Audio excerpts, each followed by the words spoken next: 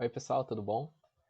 Espero que vocês tenham assistido o vídeo anterior ali então, para se situarem então no capítulo ali sobre o Dworkin, sobre a crítica que ele vai fazer ao positivismo.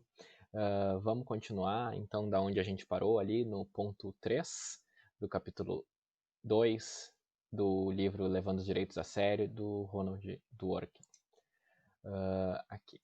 A gente estava falando então que ele queria lançar então o ataque dele contra o positivismo, que ele vai usar a versão do Hart. A minha estratégia será organizada em torno do fato de que, quando os juristas raciocinam ou rebatem ou debatem a respeito de direitos e obrigações jurídicas, particularmente naqueles casos difíceis nos quais nossos problemas com esses conceitos parecem mais agudos, eles recorrem a padrões que não funcionam como regras, mas operam diferentemente como princípios, políticas e outros tipos de padrões. A gente viu, então, no vídeo anterior, que para o positivista, o direito é um conjunto de regras, que o direito se resume a esse conjunto de regras. Ter uma obrigação jurídica significa ter que fazer algo ou deixar de fazer algo de acordo com uma regra que foi estabelecida, de acordo com critérios de validade que estão estabelecidos em outra regra, e isso é o direito. Se eu tiver um caso que está fora disso, eu simplesmente não estou mais aplicando o direito, eu estou aplicando qualquer outra coisa. O Dworkin vai dizer que, principalmente nesses casos, que são os casos difíceis, os juristas usam outras coisas, como princípios, políticas e outros tipos de padrões. Tá? E depois ele vai dizer que isso tudo é direito, sim. Tá? Mas ainda, nesse momento, ele está querendo primeiro definir o que é regra e o que é princípio. Tá? Esse é o ponto central que ele vai tratar agora, nesse ponto 3, regras, princípios e políticas. Tá? Agora a ideia é de definir qual é a diferença. Ele até diz aqui, ó, eventualmente serei mais preciso, estabelecerei uma distinção entre princípios e políticas, mas ele não vai fazer isso por enquanto, tá? Denomino princípio um padrão que deve ser observado, não porque vá promover ou assegurar uma situação econômica, política ou social considerável e desejável, mas porque é uma exigência da justiça ou equidade ou alguma outra dimensão da moralidade. Isso ele diferencia já, assim, a princípios, princípios das políticas, tá? Ele coloca aqui. Política é aquele tipo de padrão que estabelece um objetivo a ser alcançado, em geral uma melhoria econômica, política ou social. Por exemplo, uma política pública de educação. Enquanto o princípio não tem nada a ver com isso, mas é uma exigência da justiça ou da equidade ou alguma outra dimensão da moralidade. Essa é uma primeira dimensão, mas isso não é o que importa no momento, tá?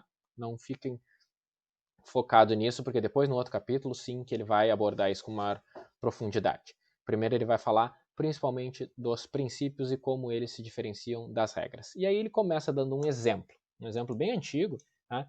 De 1889. Eu costumava levar esse exemplo para a sala de aula e perguntar o que as pessoas entendiam que era a decisão que o juiz deveria dar. O exemplo é o seguinte, é o caso Higgs contra Palmer, é um caso nos Estados Unidos, decidido pela Suprema Corte, é um caso clássico norte-americano, no qual, no estado de Nova York, se eu não me engano, não sei se diz isso aqui, deixa eu ver, tenho quase certeza que é Nova York, está aqui a referência. Tá? Uma pessoa teria direito a uma herança por testamento, e aí, como ela queria receber a herança logo, ela cometeu o crime de homicídio contra a pessoa que ia deixar a herança. Ela matou o proprietário para ficar com os bens. Né? O Tribunal de Nova York teve que decidir se um herdeiro nomeado no testamento do seu avô poderia herdar o disposto naquele testamento, muito embora ele tivesse assassinado seu avô com esse objetivo. Só que não tinha lei nenhuma tratando dessa situação. Olha o que o tribunal falou. É bem verdade que as leis que regem a feitura, a apresentação de provas, os efeitos dos testamentos e a transferência de propriedade, se interpretados literalmente, e se sua eficácia e efeito não puderem, de modo algum, em qualquer circunstância, ser limitado ou modificado, concedem essa propriedade ao assassino.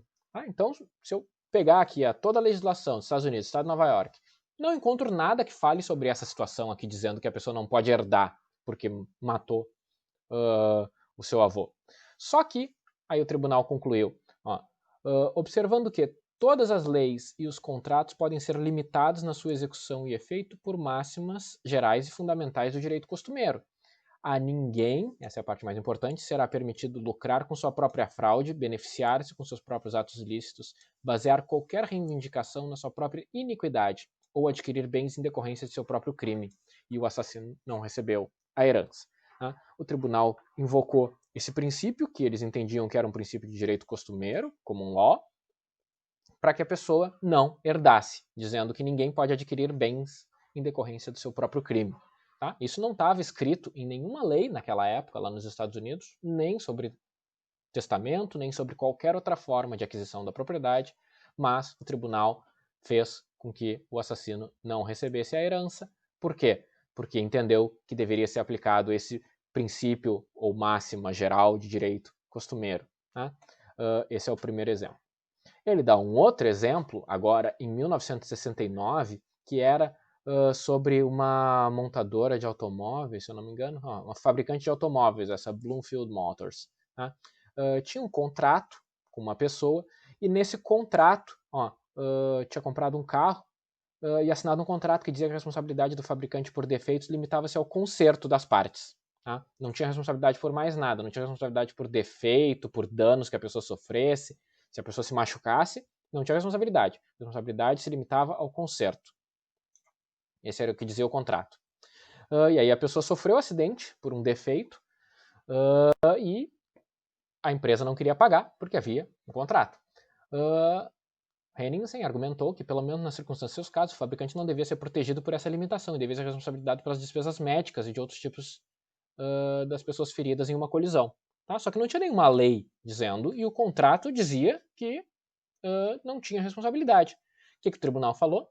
Devemos ter em mente que o princípio geral de que, na ausência de fraude, aquele que não leu o contrato antes de assinar não pode mais tarde minimizar seus encargos. Além disso, a liberdade de contratar não é uma... letra B. Na aplicação desse princípio, o preceito básico da liberdade das partes competentes para contratar é um fator importante. Beleza, a pessoa assinou, se leu ou não leu, não pode dizer isso depois, eu quero revogar o contrato que eu não li. Tu tinha que ter lido, certo? Isso é uma regra básica em relação aos contratos. Mas vamos levar em consideração que a liberdade de contratar não é uma doutrina tão imutável ao ponto de não admitir nenhuma ressalva na área que nos concerne. Em uma sociedade como a nossa, na qual o automóvel é um acessório comum e necessário à vida cotidiana e na qual seu uso é tão cheio de perigos para o motorista, os passageiros e o público, o fabricante tem uma obrigação especial no que diz respeito à fabricação, promoção e venda de seus carros. Existe algum princípio que seja mais familiar ou mais firmemente inscrito na história do direito anglo-americano do que a doutrina basilar de que os tribunais não se permitirão ser usados como instrumento de iniquidade e injustiça?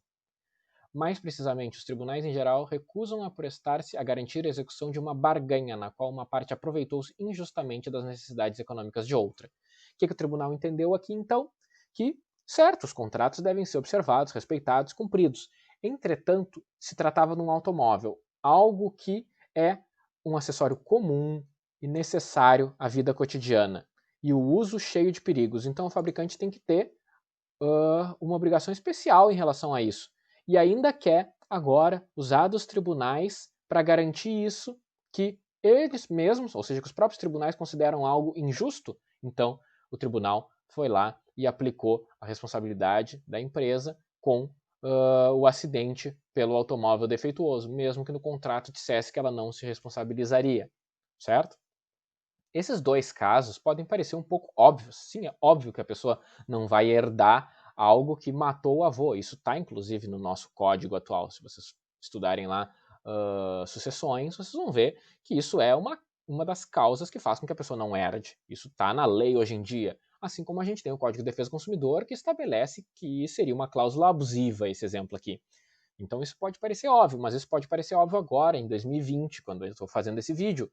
Isso não era óbvio em 1969, isso era bem menos óbvio ainda em 1889, ou seja, há 131 anos atrás, certo? Então, isso é importante que a gente observe, e depois o Dworkin vai tratar disso, certo? Depois que esses casos foram decididos, a gente tem aqui praticamente uma regra.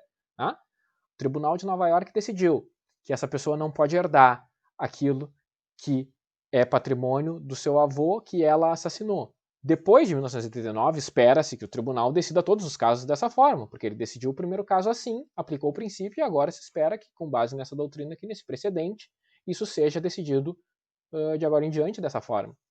Mas, isso é, então, de agora em diante, e não antes. Antes não havia nenhum caso anterior para ser citado. Agora, todos os casos têm esse caso anterior. Aí, a coisa fica diferente. Tá? Mas isso, eu estou avançando aqui no texto. Vamos ver o que ele fala logo a seguir. Os padrões especificados nessa situação, aqui ficou um pouco ruim o scanner. Vou pegar aqui o texto que eu tenho aqui. Ó. Os padrões especificados nessas citações não são do tipo que tomamos. Eu tinha mostrado para vocês o livro, né, no outro vídeo. Se alguém não assistiu o outro vídeo, o livro Levando os Direitos a Sério. Tá? Não são do tipo que tomamos como regras jurídicas. Parecem muito diferentes de proposições como a máxima velocidade legalmente permitida na autoestrada é 90 km por hora, ou um testamento é inválido a menos que assinado por 3 testemunhas. Eles são diferentes porque são princípios e não regras. Né? É isso que ele está falando. Isso aqui, que foi usado nos 2 casos para serem decididos, ou seja, ninguém pode se beneficiar de seus próprios crimes, ou os fabricantes de automóvel possuem obrigações especiais e os tribunais não serão um instrumento de iniquidade e injustiça, são princípios jurídicos, não são regras, e, portanto, são tão diferentes assim. Ó, no meu livro aqui, ó, tá sublinhadinho aqui. Tá? As mesmas coisas que eu sublinhei ali. Não sei se dá para ver aqui. Enfim, voltando aqui pro digital.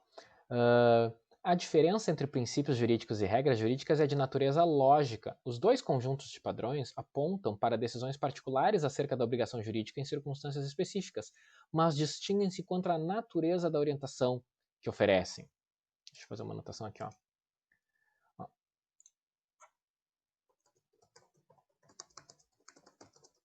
A distinção é de natureza lógica. É a maneira que eles são empregados. Ó, as regras são aplicáveis à maneira do tudo ou nada. Dados os fatos que uma regra estipula, então ou a regra é válida, e nesse caso a resposta que ela fornece deve ser aceita, ou não é válida, e neste caso em nada contribui para a decisão. Ele deu exemplo aqui em cima. A velocidade. Tá?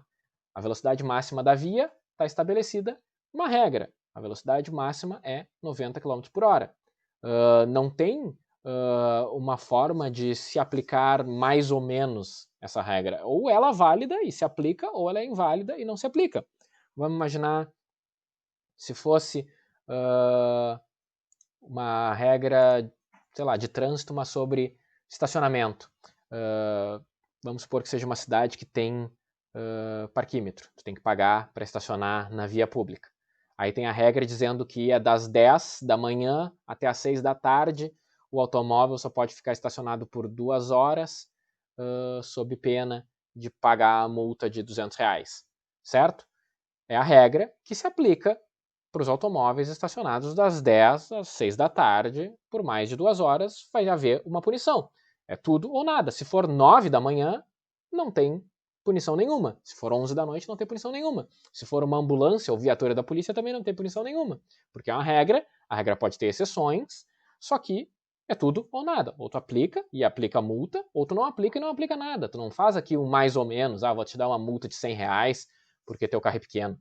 Ou porque tu passou só 10 minutos das 2 horas que tu podia ficar. Tu ficou 2 horas e 10, enquanto o outro ficou 4 horas. Então vou te dar uma multa menor. Se isso não tiver na regra, não pode. Ou tu aplica tudo, R$200, ou tu não aplica nada. Por quê? Porque não está aplicando a regra, por exemplo, porque há uma exceção. Ele vai explicar isso melhor agora no próximo parágrafo, fazendo aqui um comparativo. Esse tudo ou nada fica mais evidente se examinarmos o modo de funcionamento das regras, não no direito, mas em algum empreendimento que elas regem. Um jogo. E aí ele dá o exemplo do beisebol. No beisebol, uma regra estipula que se o batedor errar 3 bolas, está fora. Um juiz não pode, de modo coerente, reconhecer que este enunciado é preciso de uma regra e decidir que o batedor que errou 3 bolas não está eliminado. Tá? Uma regra no esporte. Se for lá no futebol, impedimento. Se a pessoa que recebeu o passe está apenas com um defensor, sei lá como é que deve estar escrito isso lá na regra no futebol, apenas um último defensor entre ela e o final do campo e está além da metade do campo, se ela reconhece que essa é uma regra válida do futebol, ele não pode, o juiz, reconhecer e de modo coerente não aplicar. Ele tem que dizer, está impedido, né? Aí está dizendo que o juiz não pode, de modo coerente, reconhecer que esse enunciado é uma regra e decidir que o batedor que errou 3 bolas não está eliminado. Se o juiz no futebol reconhecer que a pessoa estava impedida, ele tem que anular o gol, por exemplo. Ele não pode, de modo coerente, reconhecer que está impedido e não anular o gol. Sem dúvida, uma regra pode ter exceções. O batedor que errou 3 bolas não será eliminado se o pegador deixar cair a bola no terceiro lance. Tá? É uma exceção lá do beisebol. Contudo, o enunciado correto da regra levaria em conta essa exceção. Se não fizesse, seria incompleto. Por exemplo, a nossa regra de trânsito, estacionamento. Será multado o automóvel que ficar parado por mais de 2 horas, exceto, claro, se for um automóvel do poder público, uma viatura policial, certo? Que ficou ali estacionado por 3 horas. Ela não vai ser multada, não faria sentido. Tá? Então, tem uma exceção. Pode ter exceção lá no futebol. Ele não vai estar impedido se ele tiver do meio campo para trás. Aí não tem impedimento. Mesmo que tenha só um defensor. Tá? O time todo está no ataque, tem um contra-ataque, o cara está antes do meio campo. Não é impedimento, porque tem uma exceção. Tá? Então, isso é uma regra. Tudo ou nada. E para tu fazer a regra completa, tu tem que levar em consideração todas as exceções. Tá? Tu quer falar da regra de trânsito, tu quer falar da regra do beisebol, da regra do futebol, da regra do impedimento, tu tem que levar em consideração todas as exceções. Pode ser muito longa, pode ser desajeitado, repetir todas as vezes, mas em teoria não tem nada que proíba, tá? De incluir todas as exceções, para tornar o enunciado mais exato. Se tomarmos por modelo as regras do beisebol, veremos que a regra do direito, como aquela segundo a qual um testamento é inválido se não for assinado por 3 testemunhas, ajustam-se bem ao modelo. Se a exigência de 3 testemunhas é uma regra jurídica válida, nenhum testamento será válido quando assinado por apenas 2 testemunhas. A regra pode ter exceção, mas se tiver, será impreciso e incompleto simplesmente anunciar a regra, sem anunciar as exceções. Tá? Mesma coisa. Tem uma regra aqui de direito, dizendo que o testamento só é válido se tiver 3 testemunhas. O testamento com 2 testemunhas não é válido, mas eu tenho agora uma exceção, dizendo que se for num acidente aéreo ou marítimo, basta que seja assinado pelo capitão da aeronave ou do navio. Pronto, tem uma exceção. Se for nessa situação aqui, não preciso mais das 3 testemunhas. Quero a regra completa, eu tenho que enumerar as exceções. Ele vai dizer, os princípios não funcionam assim. Tá? Então, essa é a primeira questão.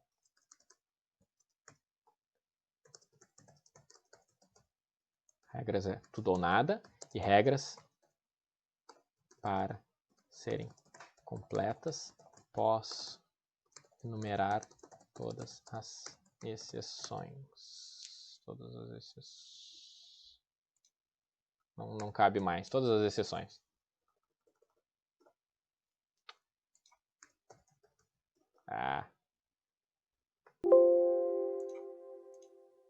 Tá? A regra é tudo ou nada e posso enumerar as exceções. Não coube ali, porque eu aumentei o tamanho da fonte. Tá? Posso enumerar as exceções. E, para estar completo, eu devo enumerar as exceções. Ele vai dizer que os princípios não são assim. Mesmo aqueles que mais se assemelham às regras não apresentam consequências jurídicas que se seguem automaticamente quando as condições são dadas. Então, vamos botar aqui. Os princípios não apresentam consequências jurídicas imediatas. O que significa isso? Quando eu tinha a regra do testamento, assinado por 2 testemunhas, testamento inválido. Essa é a consequência jurídica imediata. O testamento não vai ser aplicado. Regra de trânsito. Ficou estacionado por mais de 2 horas em local que só podia ficar 2 horas. Consequência, multa de R$200. Consequência imediata. Agora, qual é a consequência imediata do princípio que a gente viu lá atrás? A gente viu o princípio. Ninguém pode se basear qualquer reivindicação na sua própria iniquidade ou adquirir bens em decorrência do próprio crime. A consequência jurídica neste caso foi que o herdeiro assassino não recebeu a herança. Mas isso pode ter consequências jurídicas muito diferentes em outro caso. É isso que ele está querendo dizer. Mesmo que isso pareça uma regra, alguém pode dizer que esse princípio parece uma regra, a gente não tem aqui consequências jurídicas que se seguem automaticamente quando as condições são dadas.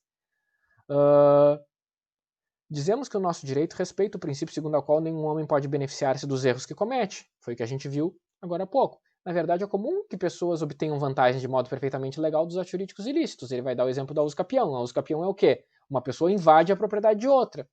Se eu tenho o princípio de que nenhum homem pode se beneficiar dos seus próprios atos ilícitos, ninguém pode se beneficiar com seus próprios atos ilícitos, está aqui no meio, como que alguém pode depois adquirir a propriedade por usucapião? Por quê? Porque um princípio não tem essa aplicação direta, imediata. Tá? A gente tem contra-exemplos, mas ele vai dizer que esses contra-exemplos Não tratemos esses contra-exemplos e inúmeros outros como indicação de que o princípio acerca da obtenção ou vantagem a partir dos próprios atos ilícitos não é um princípio, ou de que ele é incompleto. Não tratamos esses contra-exemplos como exceções. Então, o fato aplicar o princípio não significa que ele não seja um princípio válido.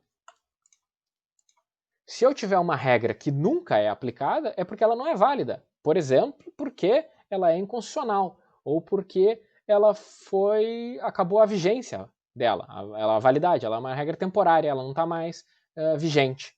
Tá? Então, essa regra não é aplicada em nenhum caso. O princípio pode não ser aplicado, mas isso não significa,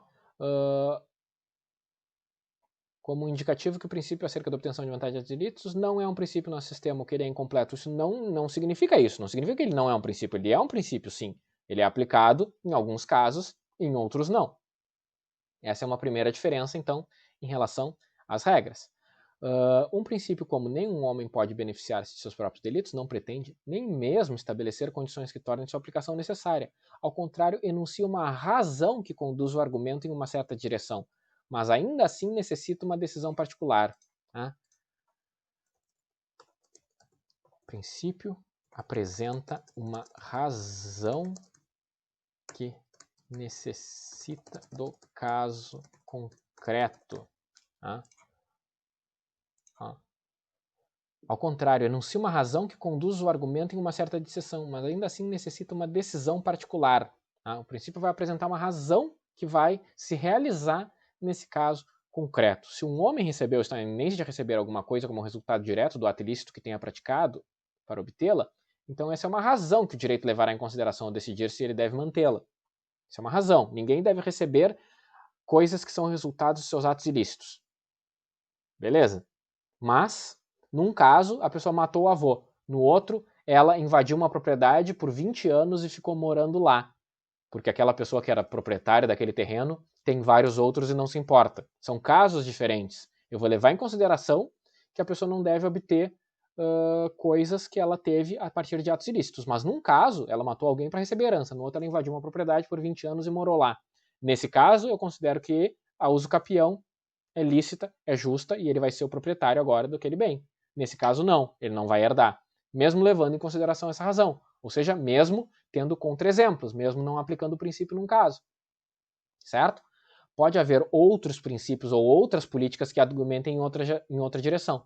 Por exemplo, uma política que garanta o reconhecimento da validade de escrituras ou um princípio que limite a punição ao que foi estabelecido pelo Poder Legislativo. Ou, por exemplo, o princípio que garanta o direito à função social da propriedade. Tu tem um terreno, tu deixa abandonado por 20 anos, tu nem sabe que tem alguém morando no teu terreno. Tu deixou aquilo lá abandonado, virou um terreno baldio. Tava juntando lixo, alguém foi lá, tirou o lixo, passou a morar, construiu uma casinha de madeira lá, certo? Tem outro princípio dizendo que todo mundo tem direito à moradia, que todo mundo tem direito à dignidade e que a propriedade deve atender a sua função social. Ou seja, eu passo a ter várias razões aqui. Pode haver outros princípios ou outras políticas que argumentem em outra direção. Lá no caso do testamento, quais os outros princípios que eu vou ter? Poucos. Talvez eu possa pensar no princípio que diga que o legislador não previu a perda da propriedade que ele levaria por herança. Seria o único princípio que eu poderia dizer, a questão da falta de lei. Fora isso, não tenho muito mais o que dizer. E aí, penso, levando esses dois em consideração, eu vou fazer com que essa pessoa não leve aqui a propriedade que ela vai receber por herança, porque é muito mais importante que eu não prestigie o ato ilícito dela. Agora, nesse outro, o ato ilícito é uma invasão de propriedade, eu tenho outros princípios aqui. A função social, por exemplo. Agora sim, eu vou chegar a uma conclusão diferente, porque eu vou invocar todas essas razões no caso concreto. Se assim for, o nosso princípio pode não prevalecer, mas isso não significa que não se trate de um princípio do nosso sistema jurídico. Pois, em outro caso, quando essas considerações em contrário estiverem ausentes ou tiverem menos força, o princípio poderá ser decisivo. Ou seja, no caso concreto, que eu vou juntar todos esses princípios e ver qual ou quais que possuem mais ou menor força para ver qual a decisão que eu vou tomar. E aí ele mostra isso lá no exemplo que ele deu antes. Ó. Consideramos uma preposição que aparece no caso Henningsen, aquele lá do fabricante de automóvel. O fabricante tem uma obrigação especial no que diz respeito à fabricação e promoção na venda de carros. Lembra, naquele caso, dizia que tem um princípio que diz que tu não pode não querer cumprir os contratos que tu assinou, certo? Os contratos são para ser cumpridos. Isso é um princípio de direito. Mas, ao mesmo tempo, eu tenho um outro princípio aqui dizendo que um fabricante de automóveis tem uma obrigação especial, que ele não pode simplesmente enganar os consumidores ou se aproveitar dos consumidores e se aproveitar dos tribunais para se aproveitar dos consumidores. Então, eu tenho princípios em conflito aqui, que geram uma solução diferente dos conflitos de regras. Essa formulação não pretende definir os deveres específicos que essa obrigação específica acarreta, nem nos informa que direitos os compradores de automóveis adquirem em consequência dela. Simplesmente afirma, e esse é um elo importante, que os fabricantes de carro devem observar padrões mais elevados que outros fabricantes e estão menos autorizados a basear-se no princípio competitivo da liberdade do contrato. Tem o princípio da liberdade do contrato, mas eu vendo, sei lá, computadores, tá? Eu posso, talvez, vender computadores ou sapatos e colocar nos contratos que eu não me responsabilizo pelos danos que causarem os sapatos que eu vendo. Tu quer comprar meu sapato é mais barato, tu sabe que eu não vou me responsabilizar. E aí, tu compra o meu sapato. Só que ele está dizendo que isso aqui não é a mesma coisa para o fabricante de automóvel. É só isso, até aqui que ele quis dizer. E aí, vai ter que desenvolver o caso concreto para ver quais outros princípios ou regras podem estar envolvidos para chegar à decisão. Essa primeira diferença entre regras e princípios traz consigo uma outra. Os princípios possuem uma dimensão que as regras não têm, a dimensão do peso ou importância. Né? Princípios possuem dimensão do peso ou importância. Né? Regras, não. Por quê? Não vou repetir os exemplos aqui, mas o que o juiz vai fazer? O que a Suprema Corte fez nesses casos? Quando os princípios se intercruzam, por exemplo, a política de proteção aos compradores de automóveis se opõe ao princípio de liberdade do contrato, aquele que vai resolver o conflito tem de levar em conta a força relativa de cada um.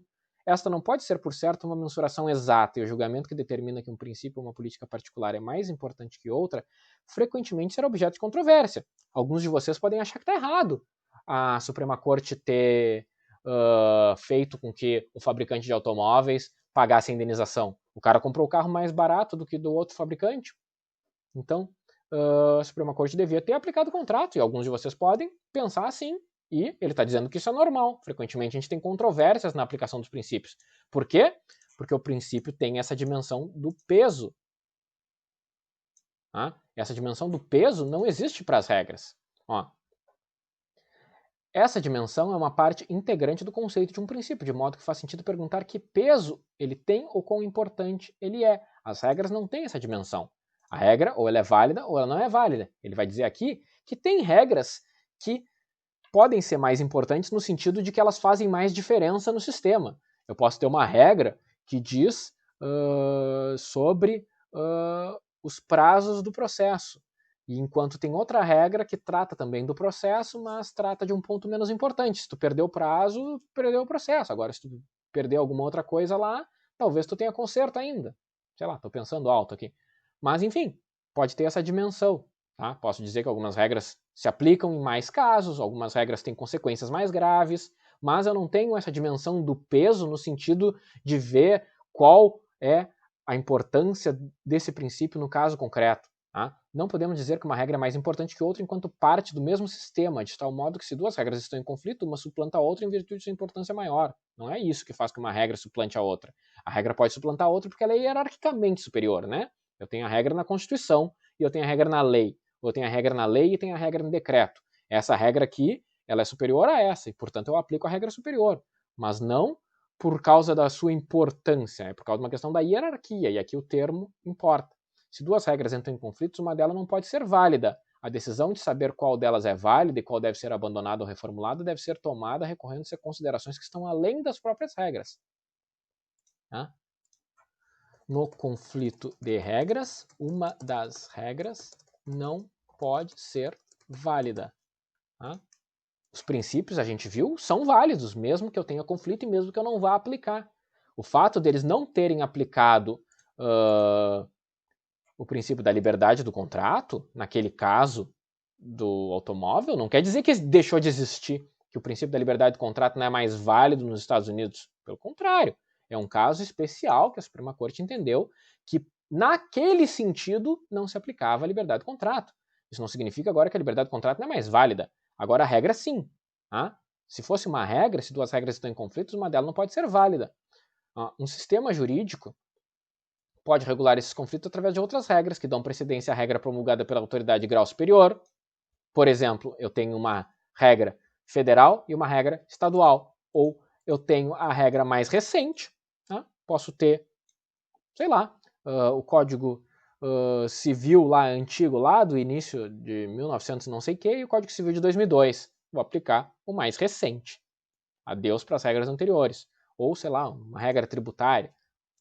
Sei lá, alguma regra mais recente que eu aplique em detrimento de uma regra anterior. Ou a regra mais específica pode ser critérios de solução de conflito de regras. Eu tenho aqui o Código Civil dizendo X e o Código do Consumidor dizendo Y. Eu tenho que identificar uma relação de consumo? Sim. Então, aplico o Código de Defesa do Consumidor. Tá? Então, conflito de regras, soluções possíveis. Soluções possíveis é hierarquia, é temporalidade, a mais nova, é especialidade, ou seja, a regra que é especial em relação à outra. Tá? São critérios de solução de conflito de regras. É um sistema jurídico que, quando tem conflito de regras, eu digo essa regra é válida porque ela é hierarquicamente superior à outra. Ela está na Constituição, e a outra está na lei, ou ela está na lei e a outra está no decreto, ou porque ela é mais nova, ou porque ela é especial em relação à outra. Isso é conflito de regras. Conflito de princípios não se resolve assim. Tá? A forma de um padrão nem sempre deixa claro se ele é uma regra ou um princípio. Tá? Isso é um ponto importante, porque pode estar concordando com o que está sendo falado até agora. Beleza, parece realmente que eu tenho princípios e regras são diferentes, se resolvem de forma diferente, mas como que eu identifico se isso é um princípio ou uma regra? Às vezes tu lê o texto e tu não sabe identificar. Um testamento é inválido a menos que seja assinado por 3 testemunhas, não é muito diferente de um homem não beneficiar-se de seus atos ilícitos. Mas quem conhece o direito americano sabe que se deve considerar a primeira frase como expressão de uma regra e a segunda como expressão de um princípio. Em muitos casos, a distinção é difícil de estabelecer.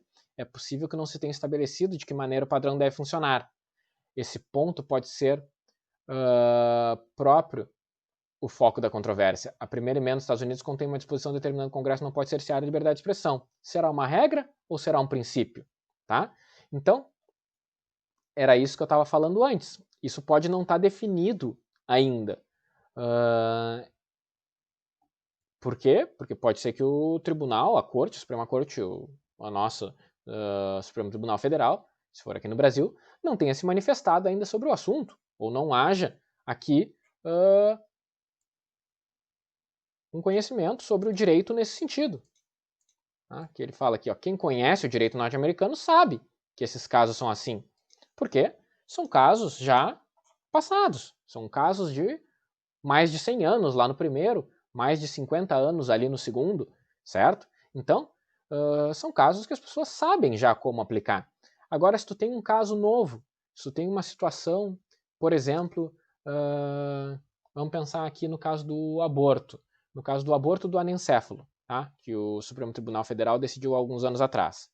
O Supremo Tribunal Federal decidiu que não era crime o aborto do feto anencéfalo, porque ele não tinha chance de sobreviver após o nascimento, e nesse caso ele trazia ali um sofrimento demasiado para a gestante, que teria que levar aquela gestação por 9 meses apenas para o bebê morrer no momento do parto, porque o feto anencéfalo não tem condições de sobreviver, e isso então estaria ali de fato ferindo a dignidade da gestante. Tá? Antes disso ser decidido pelo STF, era uma questão ainda em discussão. Claro, muitas pessoas poderiam já ter escrito texto sobre isso, ter escrito artigo científico, uma tese de doutorado, sei lá, certo? Discutindo o assunto. Isso pode até vir a mudar no futuro. Improvável, mas pode, claro. até a lei pode vir a mudar, né? Então o fato de estar numa decisão também pode vir a mudar. Mas a questão é, antes disso ser decidido, é difícil, em muitos casos é difícil estabelecer o que é um princípio e o que é uma regra. Eu tenho lá determinadas disposições da lei que eu não tenho clareza se vão ser utilizadas como princípios ou como regras. E isso é normal. Se discute até hoje em algo que está lá na Constituição dos Estados Unidos, a questão da liberdade de expressão. É um princípio ou é uma regra? Né? Ele vai dar um outro exemplo, que lá numa lei norte-americana, tal do Sherman Act, afirma que será nulo todo contrato que implique proibição de comércio. Mas aí a Suprema Corte entendeu que interpretou a disposição como uma regra, mas tratou como se ela contivesse a expressão não razoável, como se proibisse apenas a proibição de comércio não razoável, ou seja, será nulo todo contrato que implique proibição de comércio não razoável, um contrato não razoável. O que é razoável? Ele vai dizer que sempre que eu tenho essas palavras razoável, negligente, injusto, significativo, a gente tem algo que opera como princípio. Isso permitiu que tal disposição funcionasse do ponto de vista lógico como uma regra. Sempre que for não razoável, o contrato é inválido. Mas, do ponto de vista substantivo, como um princípio, o tribunal deve levar em consideração vários outros princípios e políticas para determinar se uma proibição particular em circunstâncias econômicas particulares é não razoável, porque razoabilidade é um princípio. Então, primeiro tem que descobrir se é razoável ou não. Depois de descobrir se é razoável, aí sim, não é razoável, então tá, tem uma consequência, é razoável, tem outra consequência. Mas ser ou não razoável é uma questão de princípios. Tudo isso para algo que parecia uma regra originalmente. Lia-se isso aqui e tu pensava, tem uma regra, né? É nulo todo contrato que implica proibição de comércio. Mas o entendimento da Suprema Corte, levando em consideração o direito como um todo, é que só se proíbe o contrato não razoável, proibição de comércio não razoável. Tá? Então, isso fez com que essa disposição, que inicialmente parecesse uma regra, fosse tratada como princípio, por causa da expressão não razoável. O que eu estou querendo dizer com isso? Tenho regras e princípios, são operados de formas diferentes. Mas é verdade que é difícil, muitas vezes, de identificar, olhar para o texto e dizer isso é um princípio, isso é uma regra. Quando eu olho para a dignidade da pessoa humana, beleza, isso é um princípio. Tá? Parece claro que isso é um princípio. Quando eu digo ninguém pode se beneficiar dos seus próprios atos injustos ou ilegais, isso é um princípio. Porque tem casos que eu sei que a pessoa se beneficia de atos aparentemente ilegais, como a invasão de propriedade, lá no caso da Usucapião. Mas tem casos que às vezes eu tenho algo que eu acho claramente que é uma regra e, na verdade, acaba que o direito, a Suprema Corte, entende que é um princípio. Tá bem? Então, tenho regras e princípios, eles operam de formas diferentes, eles possuem características diferentes, eles se estruturam de uma forma que ele vai dizer aqui que é lógica, é uma forma lógica diferente, onde é que eu botei? Acho que foi aqui. A distinção é de natureza lógica, as regras é tudo ou nada, os princípios não, eles possuem aquela dimensão do peso, mas ainda assim é difícil de eu identificar algumas vezes se isso é uma regra ou se isso é um princípio. Mas, antes de chegar nessa questão, é uma regra ou é um princípio? Isso muitas vezes vai depender de uma análise aprofundada do dispositivo. O primeiro ponto que ele está tentando estabelecer é que os princípios, assim como as regras, fazem parte do direito. Tá? O direito, e é o que ele vai tratar aqui no ponto 4 agora, que eu vou deixar para concluir depois, o direito é igual a regras, que era o que os positivistas diziam, mais princípios. Vamos dar uma olhada só no comecinho aqui. Uma vez que temos identificado os princípios jurídicos como tipo particulares de padrões, diferentes das regras jurídicas, subitamente nos damos conta de que estão por toda parte, à nossa volta. Beleza, quem estuda direito sabe disso, né? A gente tem princípio para tudo. Tem até demais e tem muita coisa que é chamada de princípio e que não era para ser, né? Tem coisa que não se aplica e às vezes recebe o nome de princípio, mas isso é um assunto que a gente já tratou em outros vídeos, tá? Ou vai tratar, e já tratou, depois a gente trata.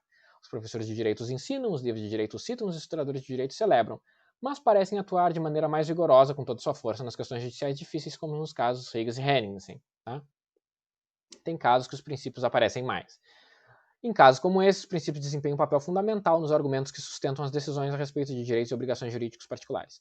Depois que o caso é decidido, podemos dizer que ele ilustra uma regra, por exemplo, a regra de que um assassino não pode beneficiar-se do testamento, mas a regra não existe antes do caso ser decidido. No caso Higgs, no caso Henningsen, foram usados princípios que agora parecem se tornar regras. O assassino não vai herdar os bens da vítima. Uma fabricante de automóveis não pode ter cláusulas abusivas para se eximir da responsabilidade pelos acidentes dos carros defeituosos. Vamos supor que essa seja a regra, né? Mas isso depois. Antes não, antes eu não tinha essa regra. Então agora eu tenho. Por quê? Porque eu usei o princípio que dizia lá que ninguém poderia se beneficiar dos próprios atos ilícitos, o outro princípio, que no caso do automóvel, dizia que ninguém,